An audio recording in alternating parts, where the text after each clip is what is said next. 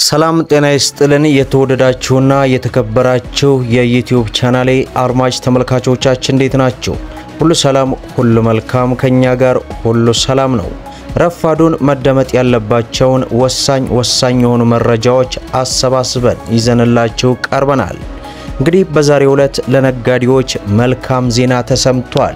ይህም ምንድነው የሚለውን በዝርዝር እናደርሳለን። የውጭ ምንዛሪ ቀርቧል፣ ከምን ጋር ተያይዞ እናስደምጣለን። አዲስ በረራ መጀመሩ በዛሬው ዕለት ተሰምቷል። ግብሩ ቀውስ አስነስቷል። ከመቼ ጀምሮስ ተግባራዊ ይደረጋል እናደርሳለን። በሌላ በኩል መታወቂያ መቀየሩን ሰምተናል። እንዴት በምን ምክንያት የነበረው መታወቂያስ የት ሄዶ ነው የሚሉትን ጉዳዮች በስፋት እናያለን። የነዳጅ እጥረት ከፍተኛ አደጋን አስከትሏል። ይህም ምንድነው ያስከተለው አደጋ የሚሉትንና ሌሎች መረጃዎችን አሰባስበን ወደ እናንተ ይዘንላችሁ ቀርበናል። ቪዲዮ ላይክ ቻናሉን ሰብስክራይብ ያደረጋችሁ እስከ መጨረሻው ድረስ አብራችሁን እንድትቆዩ እየጋበዝን በቀጥታ ወደ መረጃው አመራን። በቅድሚያም እንግዲህ ዛሬ እጅግ በርካታ መረጃዎች የወጡ ሲሆን በተለይ የባህር ዳር ከተማ አስተዳደር የነዋሪዎችን የመኖሪያ ቤት ጥያቄ ለመፍታት ቅድመ ዝግጅት ማጠናቀቁን አስታውቋል። በተለይ በመዲናችን አዲስ አበባ በርካታ የቤት ጥያቄዎችን የሚያስነሱ ጉዳዮች በተለያዩ ጊዜያት እየወጡ ቢሆንም አሁን ላይ ታዲያ መንግስት የመኖሪያ ቤት ጥያቄን የሚፈታ አሰራር እየዘረጋ መሆኑን ነው መረጃዎች የሚጠቁሙት። የከተማው ቀዳሚ ምክትል ከንቲባ ጎሹ እንዳለው በሰጠው መግለጫ የከተማው ህዝብ ከሚያነሳቸው ጥያቄዎች ውስጥ የመኖሪያ ቤት አቅርቦት አንዱ በመሆኑ ጥያቄውን ለመመለስ ከ2006 ጀምሮ ለተደራጁ 896 ማህበራት መሬትን አቅርበን አብዛኞቹ አግኝተዋል ማለታቸው በዛሬው ዕለት ተገልጿል። ወደፊትም በመዲናችን አዲስ አበባ ላይ የሚነሱ እንግዲህ አንዳንድ መረጃዎችን እየተከታተልን ወደ እናንተ የምናደርስ ይሆናል። በሌላ በኩል የነዳጅ እጥረትን በሚመለከት ከፍተኛ አደጋ እየደቀነ መሆኑ በዛሬው ዕለት ተሰምቷል።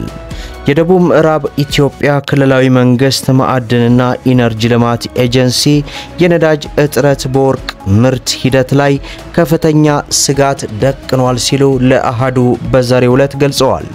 የኤጀንሲው ዋና ዳይሬክተር አቶ ገብረ ማርያም እንዳሉት ለባህላዊ አምራች ልዩ አነስተኛ አምራቾችና ወርቅ አቅራቢዎች የምርት መመሪያ ተሰጥቷቸዋል።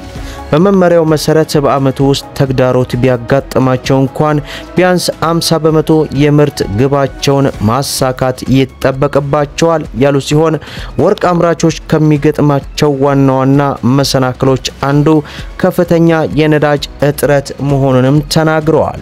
በአሁን ጊዜ በቢሮው ለአጠቃላይ የወርቅ ማዕድን ስራ የሚያገለግል አንድ የነዳጅ ማደያ ብቻ መኖሩን ጨምረው ጠቁመው ነዳጅ ማደያው የ58 አነስተኛ የወርቅ አምራቾችን ፍላጎት ለማሟላት እንዳልቻለ ነው የተናገሩት።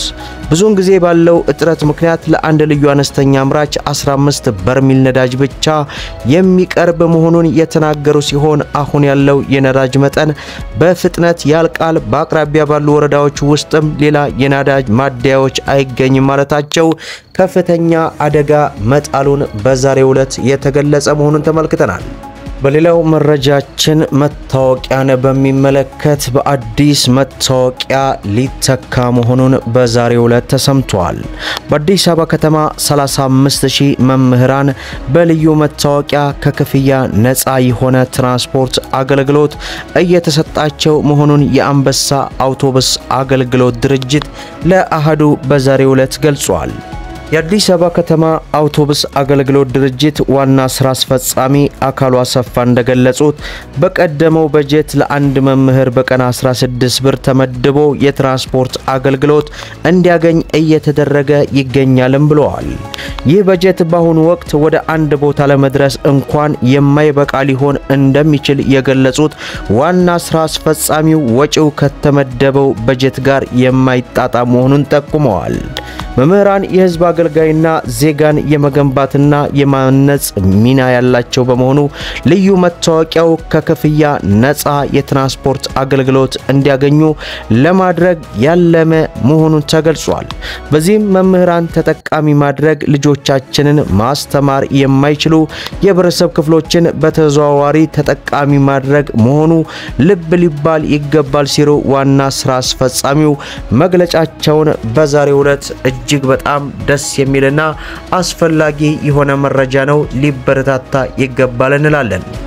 ሌላው መረጃችን በዛሬው ዕለት ከግብር ጋር ተያይዞ ከፍተኛ ቀውስ እየተነሳ መሆኑ መረጃዎች ወጥተዋል።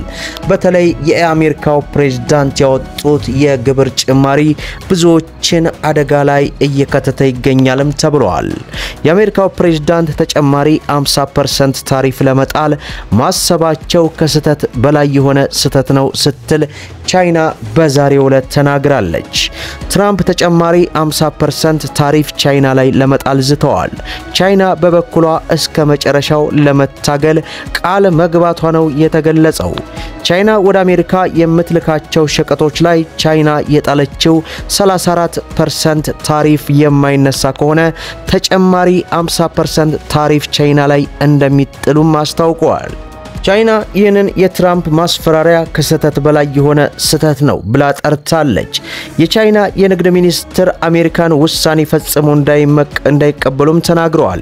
እስከ መጨረሻው ለመዋጋትም ቃል ገብተናል ሲሉ መናገራቸውን በዛሬው ዕለት ወጥቷል። ባለፈው ሳምንት ቻይና ላይ ለጣሉት ታሪፍ በምላሹ ቻይና 34% ታሪፍ እንደምትጥል አስታውቃለች።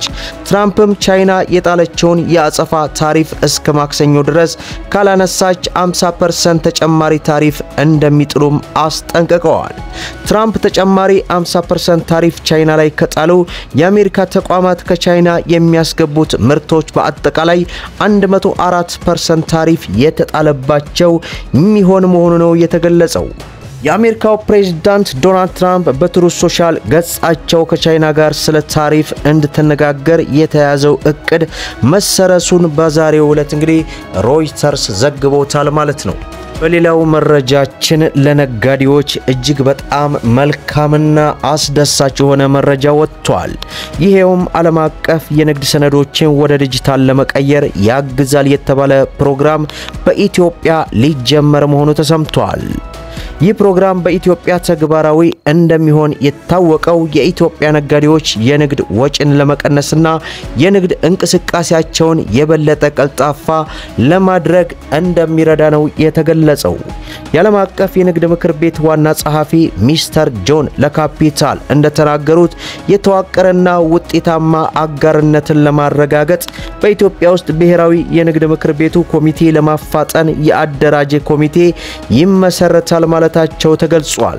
ከአዲስ አበባ ንግድና ዘርፍ ማህበራት ጋር የመከረው ዓለም አቀፍ የንግድ ምክር ቤት የኢትዮጵያ ነጋዴዎች ከዓለም አቀፍ ገበያ ጋር የሚያገናኝ ይህ እንግዲህ ኦን ክሊክ የተሰኘ ዘመናዊ የንግድ መድረክን በአገር በቀል ቋንቋ ለመስጠት ዝግጅት መሆኑና የኢትዮጵያን ደረጃ ከፍ የሚያደርግ ነው መሆኑ የተገለጸው። በሌላው መረጃችን አምራች ተቋማት የውጭ ምንዛሪ አቅርቦት፣ የመስሪያ ቦታና ሌሎች የመሰረተ ልማት ይሟላልን ጥያቄ እያቀረቡልን ነው ሲል የአዲስ አበባ ከተማ አስተዳደር ኢንዱስትሪ ልማት ቢሮ ተናገረ። ቢሮው ክፍተቶች እንዳሉ ጠቅሶ ጥያቄውን ለመፍታት ከተማ አስተዳደሩ ጥረት እያደረገ ነው ብሏል።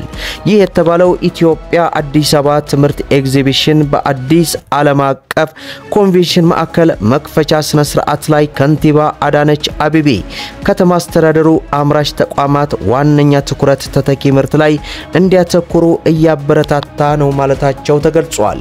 ለዛሬ ያቀረብኩላችሁ መረጃ ይመስላል። ቪዲዮን ላይክ ሼር አድርጉት። እስከ ፍጻሜው ድረስ አብራችሁን ስለቆያችሁ ልባዊ ምስጋናችን ይሰጣል። በሌላ ቪዲዮ እስከምንገናኝ ወሰላሙ አለይኩም ወራህመቱላህ